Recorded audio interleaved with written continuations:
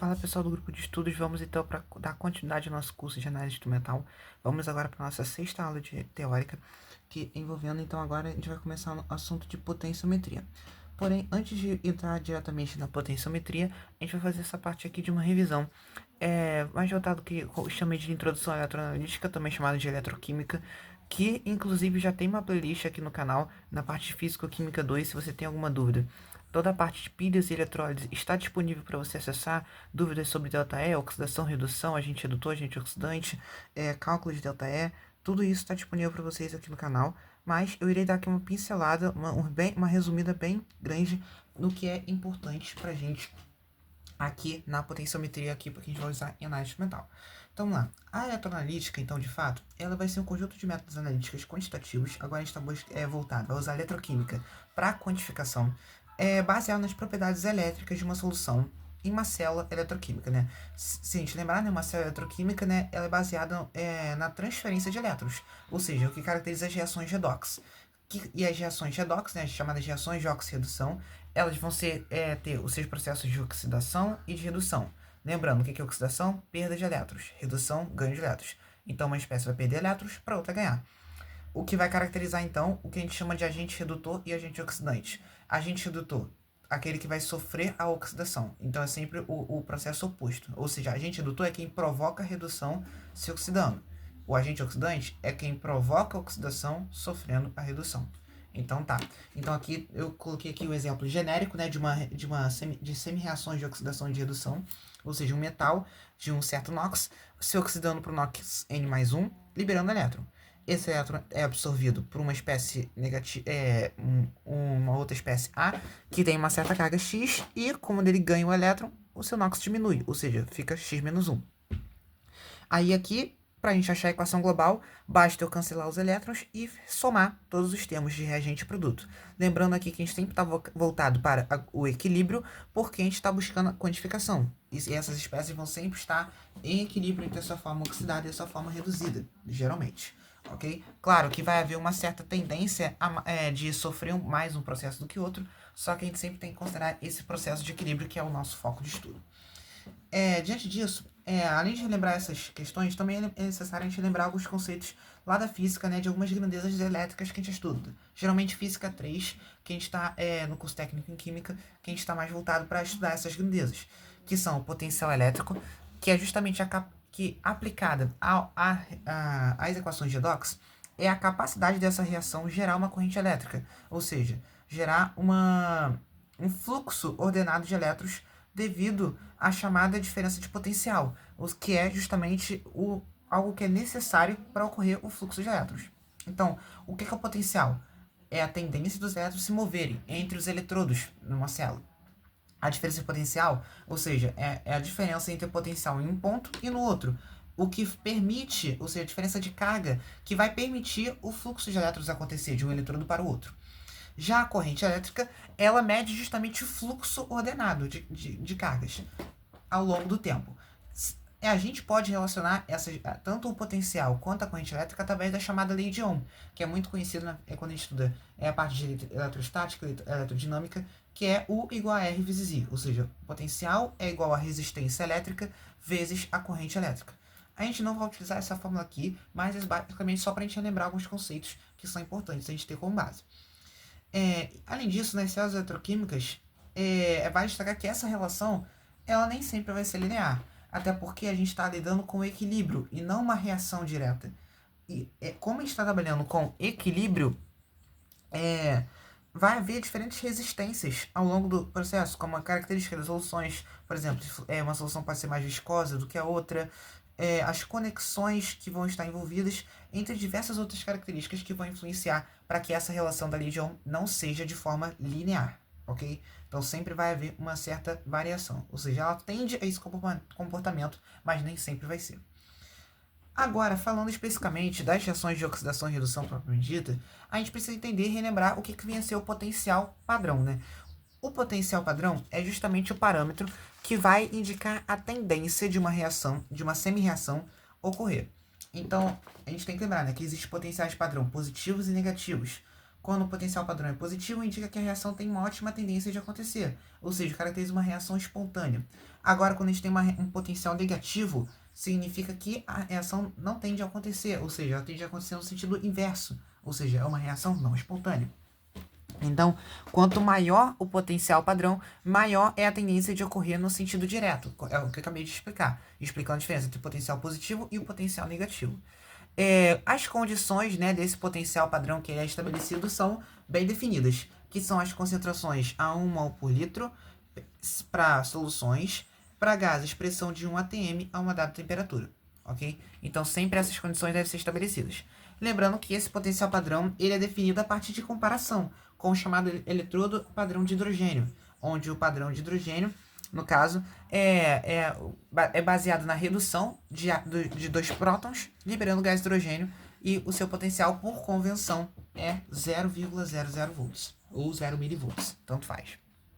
E aí vem aquilo que eu acabei de falar, né? Se quando a gente obtém o valor do E0 para uma certa substância, se o E0 é positivo, significa que aquela reação é espontânea.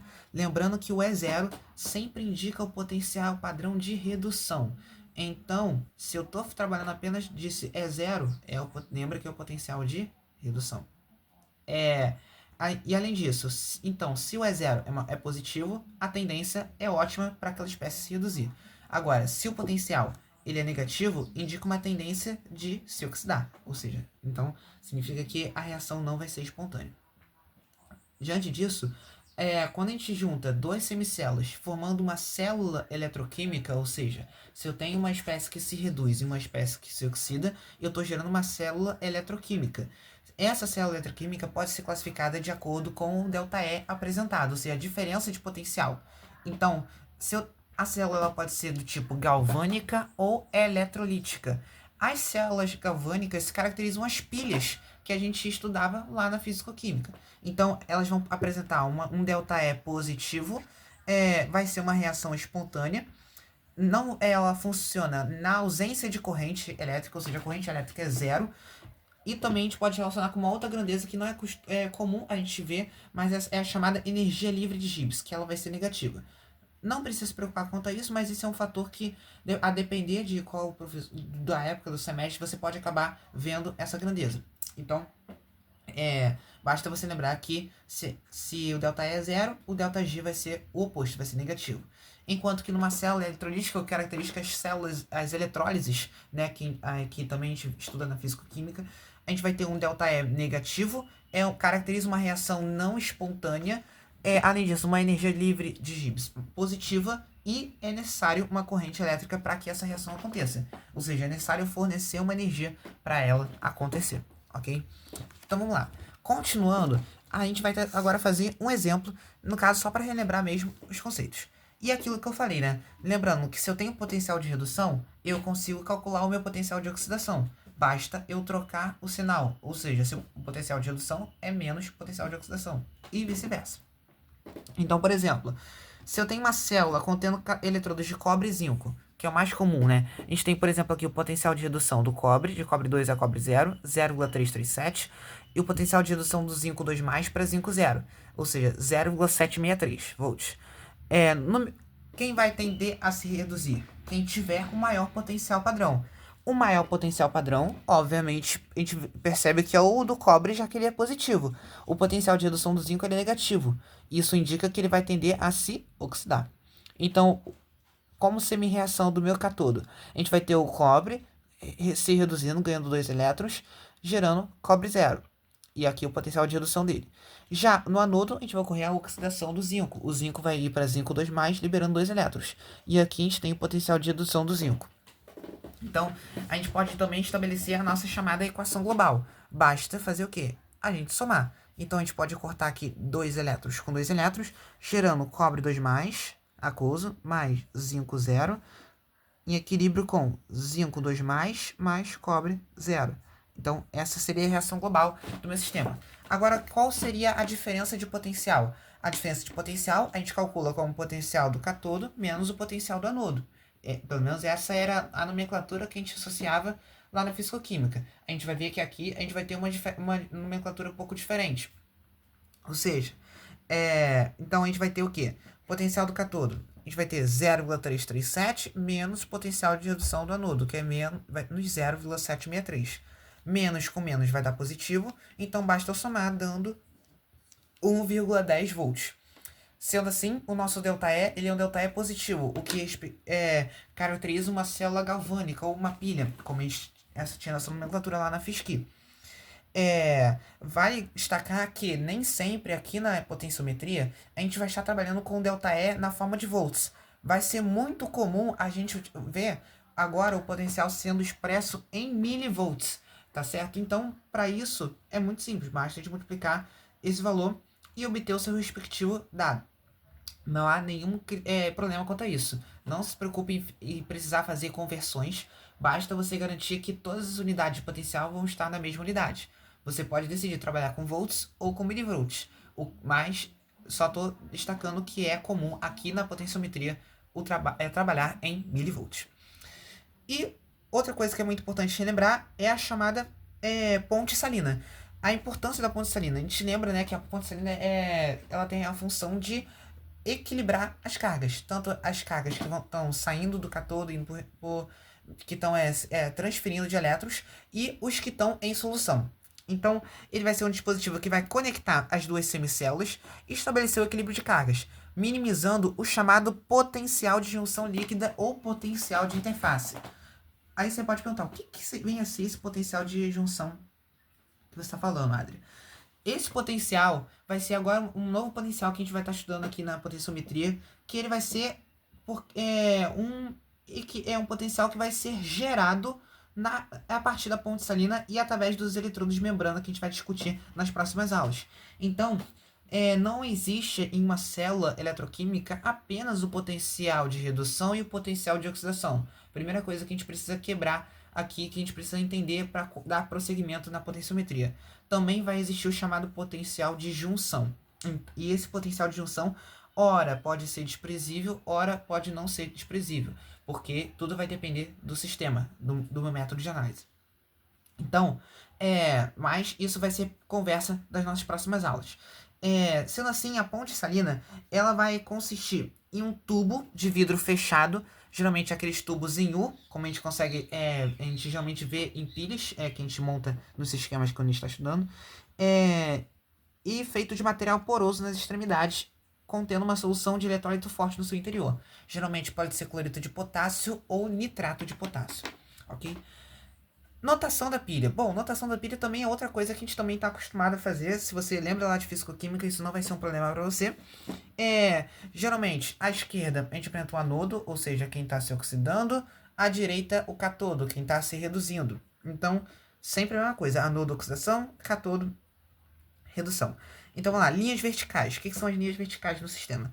Vão ser justamente as mudanças de fase ou de estado físico. Ou seja, se eu estou representando um eletrodo na sua forma sólida, depois vou representar o íon que está em solução, eu preciso de uma barra para poder diferenciar os seus estados.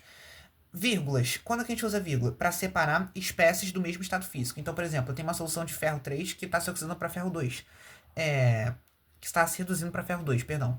Então, eu vou ter que colocar uma vírgula separando, porque ambos vão estar em solução aquosa. Então, também é uma coisa muito importante. Parênteses. Para que eu vou usar parênteses? Para representar, se for necessária, a concentração química da minha solução ou estado físico. Além disso, também posso representar a pressão, se for o gás, por exemplo, hidrogênio. Gás hidrogênio vai ter uma certa pressão parcial associada. Barras duplas vai representar a ponte salina. A ponte salina sempre vai estar no meio. Então, sempre que eu separar o anodo e vou começar a escrever agora o catodo, eu tenho que colocar a barra dupla para indicar a ponte salina. Se você tem dúvida disso, é só ir lá na playlist de Físico-Química 2, que isso vai estar lá tudo expresso de forma mais detalhada para vocês. Então aqui eu coloquei a representação, né, de uma pilha do exemplo que a gente fez, né, do zinco cobre. Então a gente tem aqui o eletrodo zinco no estado sólido, aqui entre parênteses usando para representar o estado. Linha vertical simples, porque agora eu vou representar o íon em solução, então o zinco 2+, com a concentração de 1 mol por litro. Barra dupla, ponte salina, vou representar agora cobre 2+, 1 mol por litro, é a fase do íon.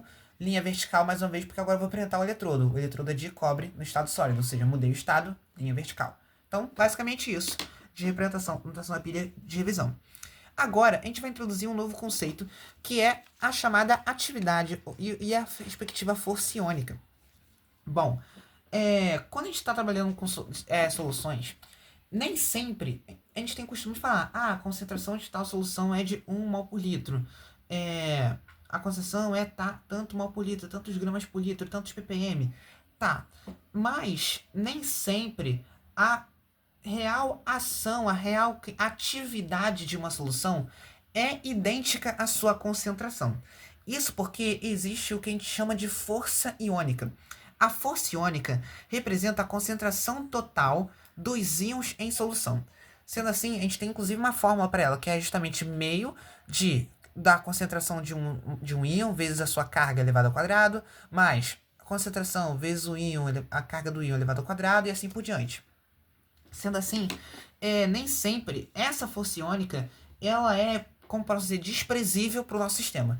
E quando ela não é desprezível, ela provoca uma alteração da concentração que vai dar o que a gente chama de atividade da minha solução. Então, nem sempre, se uma solução é 1 mol por litro, significa que em uma reação química ou em uma titulação, ela está agindo como 1 mol por litro. Ela pode estar agindo com uma concentração menor. E essa relação entre a atividade e a concentração em mol por litro, ela tem a sua devida proporcionalidade em função do coeficiente de atividade, que é uma constante de proporcionalidade que estabelece essa relação. Então a gente pode dizer que a atividade vai ser igual ao coeficiente de atividade vezes a concentração. Então, em soluções que possuem geralmente altas concentrações, a concentração geralmente não é igual à atividade. Então aqui eu estou dizendo, né, que para forças iônicas tendendo a zero, forças iônicas extremamente baixas, o coeficiente de atividade vai valer aproximadamente 1, consequentemente a atividade vai ser igual à concentração. Agora, quando a força iônica é elevada, ou seja, ela é diferente de zero, então eu tenho um coeficiente de atividade que é menor do que 1, consequentemente a atividade vai ser menor do que a concentração molar, ok? Então é muito importante a gente definir isso. E aí, esse problema geralmente acontece com soluções, como eu disse, de altas concentrações. Para soluções muito diluídas, geralmente não há esse problema da atividade em função da minha concentração. E aí, quando a força iônica ela não vai ser desprezível, né? Quando ela não for desprezível, ou seja, ela for considerável, ela estiver diminuindo a atividade da minha solução, eu posso utilizar o chamado nivelador ou tampão de força iônica, que ele vai ser uma solução com alta concentração de eletrólitos, geralmente eletrólitos fortes também, como cloreto de potássio, nitrato de potássio, nitrato de sódio, etc.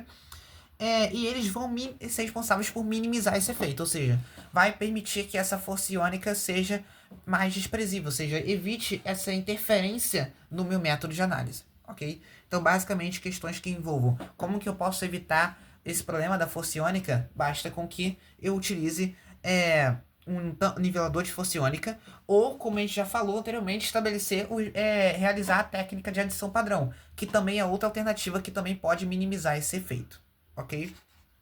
Mas, no geral, para não precisar fazer a técnica da adição padrão, que é mais trabalhosa, a gente pode utilizar esse nivelador. E aí, relembrando, por fim, para a gente finalizar essa aula de introdução à eletroanalítica, relembrando a chamada equação de Nernst, né? Que, como a gente sabe, né, a gente tem o potencial vai ser igual ao potencial padrão, menos, aí aqui, ó, perceba, aqui eu estou usando 59,15, aí você já pode estranhar, ué, mas não era 0,05915 sobre N? Por quê? Esse 59,15 está expresso em milivolts. Se você passar para volts, você vai ter aquele valor que a gente está acostumado a usar em quanti, por exemplo, que é o 0,05915. Então, aqui eu já estou trabalhando, adequando vocês para a notação em milivolts, que vai ser muito comum.